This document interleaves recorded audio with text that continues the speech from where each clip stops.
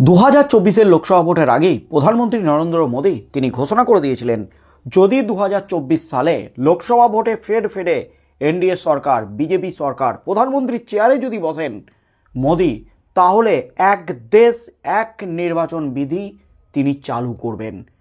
আর সেই এক দেশ এক নির্বাচন বিধি ইতিমধ্যেই পাস হয়ে গেল কেন্দ্রীয় মন্ত্রিসভায়। সংসদে হুইপ জারি করে বিজেপি সাংসদদের উপস্থিত থাকার নির্দেশ দিয়েছিলেন প্রধানমন্ত্রী নরেন্দ্র মোদী এবং খুব শীঘ্রই সংসদে পেশ হতে চলেছে এক দেশ এক নির্বাচন বিধি। তাহলে কি এবার ভেঙে ফেলা হবে বিধানসভাগুলি? ফের কি হবে ভোট? কবে থেকে চালু হবে? কবে থেকে প্রভাব পড়বে দেশে? বিপদে কি পড়তে চলেছে এবার রাজ্য সরকারগুলির? এই আইন চালু হলে কি রাজ্য সরকারগুলি বিধানসভাগুলি ভেঙে দিয়ে ফের ভোট হবে?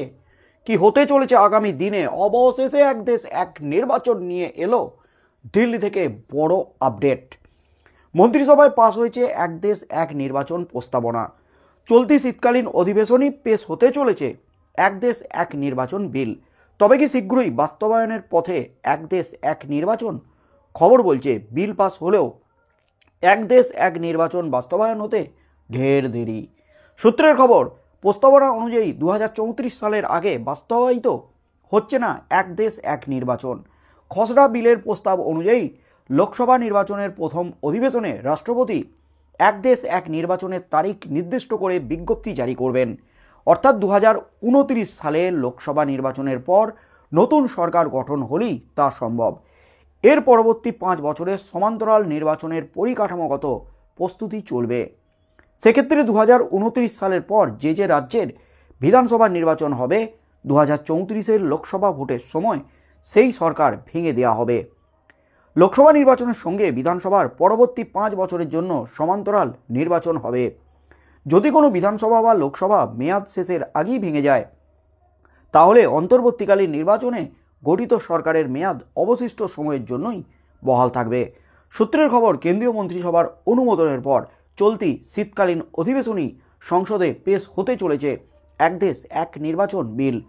যদিও বিজনেস অ্যাডভাইজারি কমিটির বৈঠকে এই বিল পেশ নিয়ে কোনো আলোচনা হয়নি বলে খবর উঠে আসছে। বিরোধীদের দাবি, আপাতত সংসদে এই বিল পেশ করা হলেও বাস্তবায়িত পর্যালোচনার জন্য বিল স্ট্যান্ডিং কমিটিতে পাঠাতে হবে। তার মধ্যেই কিন্তু এই বিল নিয়ে চড়া সুর এবার বিরোধীরা কিন্তু এবার চড়া সুরে গাইতে শুরু করে দিয়েছেন। এই বিলের পক্ষেও যেমন আছেন, তেমনি বিপক্ষেও রয়েছে একাধিক দল। ইতিমধ্যেই 32টি দল সমর্থন করেছে এই বিলকে। এদিকে 15টি দল বিরোধিতা জানাচ্ছে এক দেশ এক নির্বাচন বিলের। এক দেশ এক নির্বাচন বিল বৃহস্পতিবার কেন্দ্রীয় মন্ত্রিসভা থেকে অনুমোদন পেয়েছে।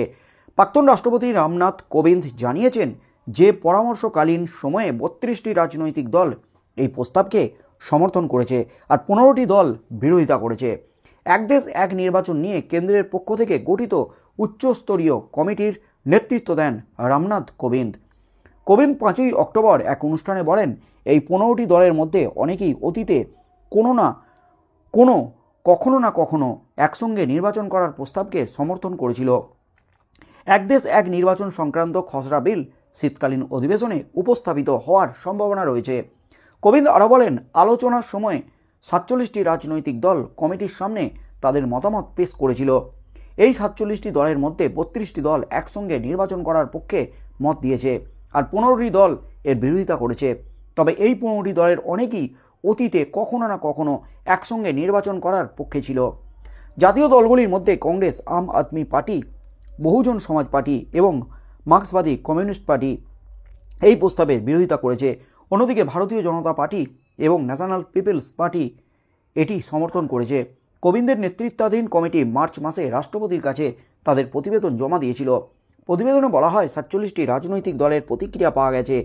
15টি রাজনৈতিক দল ছাড়া 32টি দল শুধুমাত্র একসঙ্গে নির্বাচন করার প্রস্তাবকে সমর্থন করেনি, বরং বিরল সম্পদ সাশ্রয়, সামাজিক ঐক্য রক্ষা এবং অর্থনৈতিক উন্নয়নের প্রচারের জন্য এটি গ্রহণ করার পক্ষে জোরালো সওয়াল করেছে।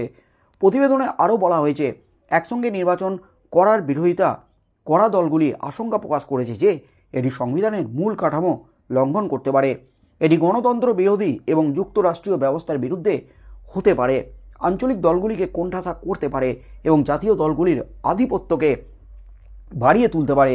ফলস্বরূপ এটি রাষ্ট্রপতি শাসন ব্যবস্থার দিকে পরিচালিত হতে পারে। প্রতিবেদন অনুযায়ী কংগ্রেস, আপ এবং সিপিএম এই প্রস্তাবকে প্রত্যাখ্যান করে বলেছে যে এটি গণতন্ত্র এবং সংবিধানের মূল কাঠামোকে দুর্বল করে। বিএসপি স্পষ্টভাবে বিরোধিতা না করলেও দেশের বৃহৎ ভৌগোলিক এলাকা এবং জনসংখ্যা সম্পর্কিত উদ্বেগ প্রকাশ করেছে, যা এই বিল প্রয়োগকে চ্যালেঞ্জিং করে তুলতে পারে। সমাজবাদী পার্টি বলেছে যে একসঙ্গে নির্বাচন হলে রাজ্যভিত্তিক দলগুলো নির্বাচনী কৌশল ও ব্যয়ের ক্ষেত্রে জাতীয় দলের সঙ্গে প্রতিযোগিতা করতে পারবে না। রাজ্যের দলগুলির মধ্যে AIUDF, Trinamool Congress, All India Majlis e Ittehadul Muslim, ভারতীয় Communist Party, Dravida Munnetra Kazhagam, Naga People's Front এবং এসপি প্রস্তাবের বিরোধিতা করেছে। অন্যান্য বিরোধী দলগুলির মধ্যে CPIML, Liberation Social Democratic Party of India, জাতীয় লোক জনতা দল, Bharatiya Samaj Party, Gorkha National Liberal Front, Hindustani Awam Morcha, জাতীয় লোক জনশক্তি পার্টি এবং রাষ্ট্রীয়তাবাদী কংগ্রেস পার্টি অজিত পাওয়ার অন্তর্ভুক্ত ছিল। আর সমর্থন করা দলগুলির মধ্যে অখিল ভারতীয় দ্রাবিড় Munnetra Kazhagam, all Jharkhand student union, আপনা দল, আসাম গণপরিষদ, বিজু জনতা দল, লোক Janshakti party, Mizo national front, nationalist Democratic progressive party, Shiv Sena, জনতা দল, সিকিম ক্রান্তিকারী মোর্চা, শিরোমণি আকালি দল এবং ইউনাইটেড পিপলস পার্টি লিবারেশন এই প্রস্তাবকে সমর্থন করেছে। ভারত রাষ্ট্র সমিতি, ইন্ডিয়ান ইউনিয়ন মুসলিম লীগ, জম্মু কাশ্মীর ন্যাশনাল কনফারেন্স, জনতা দল, ঝাড়খণ্ড মুক্তি মোর্চা, কেরালা কংগ্রেস, রাষ্ট্রীয়তাবাদী কংগ্রেস পার্টি, রাষ্ট্রীয় জনতা দল, রাষ্ট্রীয় গণতান্ত্রিক পার্টি সহ তেলেগু দেশম পার্টি সহ একাধিক পার্টি কোনো প্রতিক্রিয়া এখনও পর্যন্ত জানায়নি। প্রতিবেদনে বলা হয়েছে যে 2019 সালে একটি সর্বদলীয় বৈঠকে 19টি রাজনৈতিক দল অংশগ্রহণ করেছিল এবং আলোচনায় 16টি দল প্রস্তাবের পক্ষে ছিল, মাত্র 3টি দল এর বিরোধিতা করেছে। অর্থাৎ এক দেশ এক ভোট, এই নিয়ে কিন্তু এবার রীতিমতো হইচই পড়ে গেছে গোটা দেশে। আর এটা চালু করতে কিন্তু বদ্ধপরিকর মোদীর সরকার। ইতিমধ্যেই মন্ত্রিসভায় পাস হয়ে গেছে, শীতকালীন অধিবেশনে এই বিল পেশ হতে চলেছে সংসদে এবং এই বিল পাস হয়ে গেলে 2029-এ নয় বা এখন নয়, 2034কে লক্ষ্য রেখে এগোতে চলেছে কেন্দ্রীয় সরকার। 2029 সালে লোকসভা নির্বাচনে নতুন সরকার এলে রাষ্ট্রপতি ঘোষণা করবেন এবং তারপর 2034 সালে সমস্ত রাজ্যের বিধানসভাগুলি ভেঙে দিয়ে একসাথে লোকসভা নির্বাচন, বিধানসভা নির্বাচন হবে, এমনই কিন্তু খবর উঠে আসছে দিল্লি সূত্রে। বন্ধুরা, আপনারা কি বলবেন? এক দেশ এক ভোট ব্যবস্থা যদি চালু হয় গোটা দেশে একসাথে বিধানসভা, লোকসভা, পঞ্চায়েত, পুরসভা সমস্ত ভোট যদি হয়, তাহলে এর সুবিধা এবং অসুবিধাগুলি কি? এটা কি সুবিধাজনক হবে? বন্ধুরা, আপনারা কি বলবেন? আপনাদের মতামত অবশ্যই আমাদের কমেন্ট বক্সে কমেন্ট করে জানান। আগামী দিনে কি হতে চলেছে?